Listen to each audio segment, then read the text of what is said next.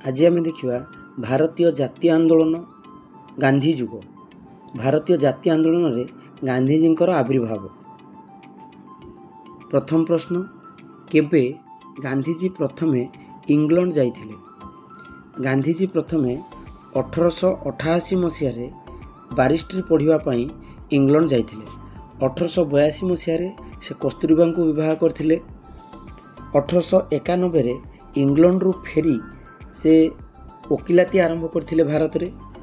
1894 दक्षिण आफ्रिकार Natal Congress नामक एक जातीय कांग्रेस नामक राजनैतिक अनुष्ठान गठन करथिले। नाटाल भारतीय कांग्रेस नाम गोटे राजनैतिक अनुष्ठान सी दक्षिण आफ्रिकार आरंभ करथिले। तेणु 1888 मसीह से इंग्लैंड रु फेरथिले। केबे गांधीजी नाटाल भारतीय कांग्रेस गठन करथिले? 1894 मसीह जोहान्सबर्ग रे एम्पायर थिएटर ठारे अनुष्ठित साधारण सभा केउं कला आईन अमान्य करिबा पई उपस्थित भारतीय माने दृढ़ संकल्प नेइथिले। सेठी कला आईन कौन कौ आईन को गांधीजी कला आईन नाम नामित करथिले ना दक्षिण आफ्रिकार भारतीय माने बाहर बुलिबा समय निज सहित पंजीकृत एक प्रमाणपत्र धरिबे जोंथिरे तांकर आंगुठी छपा थिबो। एई आईन टिकु से कला आईन बोलिकिना सेठी विवेचना करथिले एवं आ विरुद्ध रे से 1906 मसीह प्रथमे सेठी सत्याग्रह आरंभ करथिले। केते मसीहा? 1906 मसीहा। तेणु से आंसर हम ऑप्शन घ। भारतीय मानक निज आंगुली छापा थिबा पंजीकृत प्रमाणपत्र सबुबले निज सहित बहन करिबा बाध्यतामूलक करिबा यह थिला कला आईन एवं आ विरुद्ध रे से सत्याग्रह आरंभ करथिले 1906 मसीह। केबे जोहान्सबर्गर एम्पायर थिएटर ठारे दक्षिण आफ्रिका सरकार को कला आईन विरुद्ध रे भारतीय एक साधारण सभा अनुष्ठित होइथिला 1906 मसीह, जोंठारे महात्मा गांधी प्रथमे सत्याग्रह आरंभ करथिले। केउं आंदोलन रे गांधीजी प्रथमे सत्याग्रह अस्त्र प्रयोग करथिले? दक्षिण आफ्रिका रे 1906 ख्रीष्टाब्द रे इंग्रेज मानक विरुद्ध रे संगठित आंदोलन। केउंठारे गांधीजी प्रथमे जेल दंड भोग करथिले? प्रथमे गांधीजी जोहान्सबर्ग ठारे जेल दंड भोग करथिले कला आईन विरुद्ध रे आंदोलन करी। केबे अनेक भारतीय दक्षिण आफ्रिका सरकारंकर देशांतर गमन निषेध आईन विरुद्ध रे नाटाल सीमा पार होई ट्रांसवाल गमन करथिले? अगस्त 1908। अगस्त 1908 रे दक्षिण आफ्रिका सरकारंकर देशांतर गमन निषेध आईन विरुद्ध रे नाटाल सीमा पार होई ट्रांसवाल गमन करथिले। केबे दक्षिण आफ्रिका उच्चतम न्यायालय ख्रीष्टियान रीति रे संपादित होई नथिबा और पंजीकरण होई नथिबा भारतीय मानकर विवाह स्वीकृति प्रत्याहार पई निष्पत्ति नैथिले? मार्च 1913। मार्च 1913 मसीह दक्षिण आफ्रिकार उच्चतम न्यायालय ख्रीष्टियान रीति रे संपादित होई नथिबा पंजीकरण होई नथिबा भारतीय मानक विवाह स्वीकृति प्रत्याहार पई निष्पत्ति नेले। केउं आंदोलन दक्षिण आफ्रिकार गांधीजी नेतृत्वाधीन शेष आंदोलन थिला? गांधीजी शेष आंदोलन आंगुली छापा थिबा पंजीकृत प्रमाणपत्र विरोधी आंदोलन, रेलगाड़ी प्रथम द्वितीय श्रेणी कठोर यात्रा निषेध विरुद्ध आंदोलन, राति 9टा पर घर बाहर को जावाई बारण विरुद्ध आंदोलन, ख्रीष्टियान रीति अनुसार संपादित होई नथिबा पंजीकरण होई नथिबा भारतीय मानक विवाह स्वीकृति प्रत्याहार विरोध रे आंदोलन। ये चारोटी जाक आंदोलन महात्मा गांधी द्वारा दक्षिण आफ्रिकार करा जायतिला। जदि 2 मार्कर क्वेश्चन आमर आसीबो गांधीजी द्वारा दक्षिण आफ्रिकार केउं केउं आंदोलन करा जायतिला आमको यही चारोटी जाक पॉइंट आमको लिखिया पड़ो। किंतु ता भितर शेष आंदोलन कोटा थिला ना गांधीजी रीति ख्रीष्टियान रीतिनीति अनुसार संपादित होई नथिबा पंजीकरण होई नथिबा भारतीय मानकर विवाह स्वीकृति प्रत्याहार विरुद्ध रे आंदोलन थिला गांधीजी दक्षिण आफ्रिकार शेष आंदोलन। किए इंडियन ओपिनियन नामक संवादपत्र प्रकाश करथिले?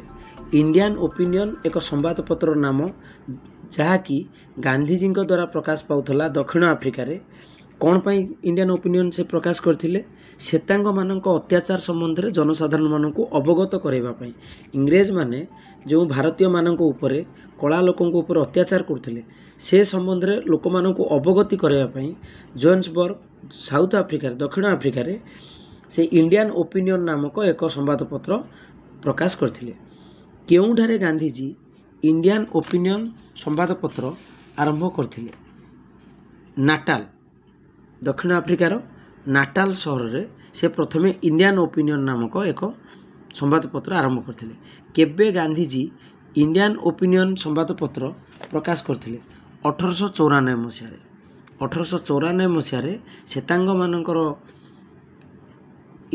कला लोक मानक उपरे हेउथिबा अत्याचार को जणाइबा पई इंडियन ओपिनियन संवादपत्र प्रकाश करथिले केबे गांधीजी दक्षिण आफ्रिका भारत फेरिले 1915 जानुआरी 9 तारिख 1915 जानुआरी 9 तारिख रे भारत फेरिले तेणु से ही दिनटी को आज पर्यंत भारत में प्रवासी भारतीय दिवस रूपे पालन करा जाउछि 1915 जानुआरी 9 तारिख रे गांधीजी भारत को फेरिथिले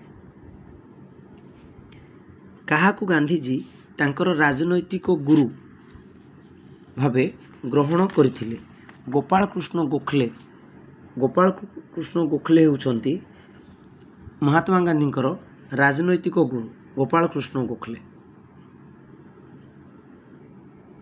किए गांधीजी को महात्मा आख्या प्रदान करथिले महात्मा गांधींकर अहिंसा नीति एवं देशवासी गांधीजी को पाउथिबा भल पाउथिबा देखि रविंद्रनाथ ठाकुर गांधीजी को महात्मा आख्या प्रदान करथिले केबे गांधीजी साबरमती नदी कूल रे एक आश्रम प्रतिष्ठा कले गुजराटर साबरमती नदी कूल रे 1916 मसीह गांधीजी एक आश्रम प्रतिष्ठा करथिले दक्षिण आफ्रिका भारत फेरिबा परे गांधीजींकर प्रथम सफलता कौन थिला दक्षिण आफ्रिका फेरिबा परे गांधीजींकर प्रथम सफलता इंग्रेज उपनिवेश गुड़िक भारतीय मानकर निजुक्तिर समाप्ति इंग्रेज माने उपनिवेश तैयारी करथिले विभिन्न देश रे एवं सेठारे भारतीय माननकु कुली अर्थात चतुर्थ श्रेणी कर्मचारी हिसाब से नहीं नियुक्ति करुथिले यार प्रतिवाद रे गांधीजी सफल होइथिले केउंटी भारत रे गांधीजी द्वारा संगठित प्रथम आंदोलन थिला गांधीजी द्वारा संगठित प्रथम आंदोलन चंपारण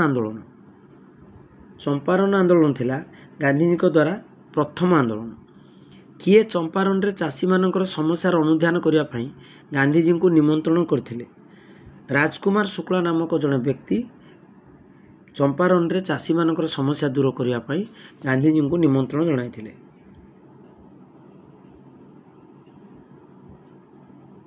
चाषी मानक समस्यार अनुध्यान पई 1917 एप्रिल रे गांधीजी केउठारे पहुँचिले चाषी मानक समस्यार अनुध्यान पई गांधीजी 1917 एप्रिल रे चंपारण जिलार सदर महकुमा मोतिहारी ठारे पहुँची बिहार राज्यर चंपारण जिलार सदर महकुमा मोतिहारी ठारे पहुँची चंपारण ठारे इंग्रेज मालिकों द्वारा चाषी मानक ठारू बेआईन भाव आदाय करा जाउଥିବା अर्थर शतकड़ा केते भाग फेराई दिया जाइथिला शतकड़ा 25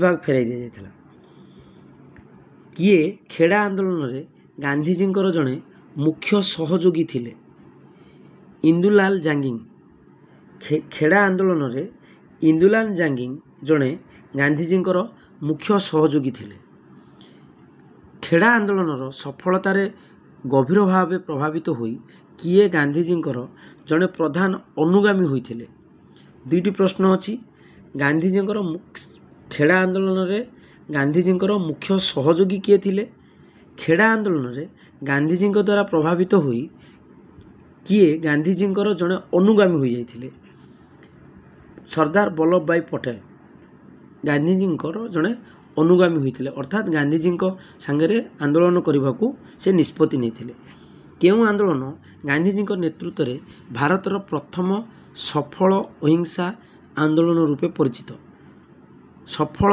अहिंसा आंदोलन चंपारण आंदोलन ବିହାରର ଚମ୍ପାରଣଠାରେ ଗାନ୍ଧୀ ଯେଉଁ ଆନ୍ଦୋଳନ କରିଥିଲେ ସେଠି ଅହିଂସା ରୂପରେ ଅର୍ଥାତ୍ କୌଣସି ହିଂସାତ୍ମକ କାର୍ଯ୍ୟ ଇଂରେଜମାନଙ୍କ ଉପରେ ଆକ୍ରମଣ ହୋଇନଥିଲା।